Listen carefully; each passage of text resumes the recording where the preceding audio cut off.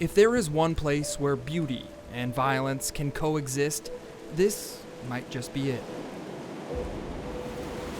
It took millions of years of earthquakes and pounding waves to create the stark coastal cliffsides and black sand beaches of California's Lost Coast. So rugged is the terrain here that engineers were forced to build Highway 1 around it.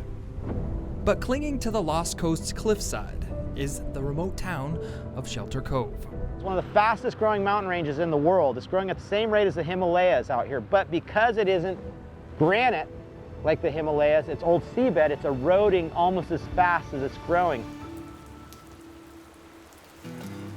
From October to about the end of March is stormy season in Shelter Cove. This is one of the rainiest regions in California. Blue skies are so rare this time of year that longtime resident and native Blue Morning Graham was named after it. November '72, it had rained for a month straight, and the day I was born, it cleared off, and hence the name Blue Morning. Yeah.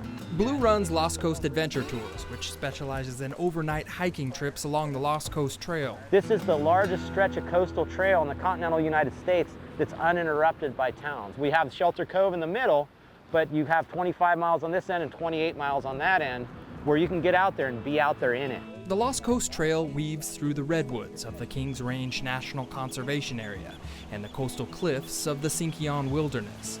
It's not uncommon for hikers to tiptoe through tide pools, then walk through herds of grazing elk. But the most iconic features are the black sand beaches, which are accompanied by massive crashing waves. Why are the waves swelling up so high here? So this is what they call a shore break.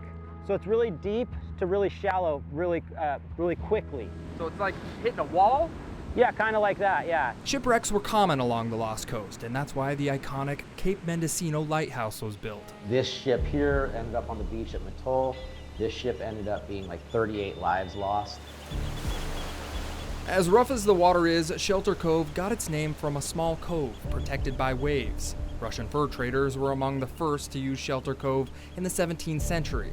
Later, California loggers and fishermen moored their boats here. And literally there was like 100 boats out here called the Mosquito Fleet. And they were just little wooden vessels, 17 footers, 22 footers. Commercial fishing employed the town for many years until California regulations killed the industry. Today, sport fishing boats and tourism is the main economic driver.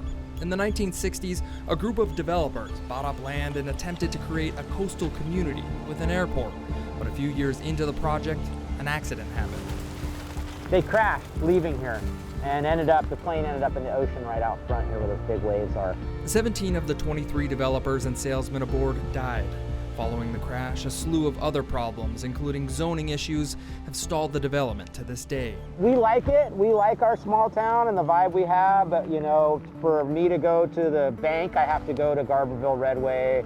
For the bigger store, we've got to travel further from here.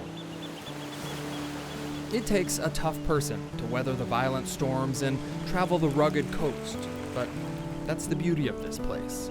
If it was easy to get here, it wouldn't be the Lost Coast. From the rugged coastlines of Shelter Cove, I'm John Bartell. Hope to see you on the back road.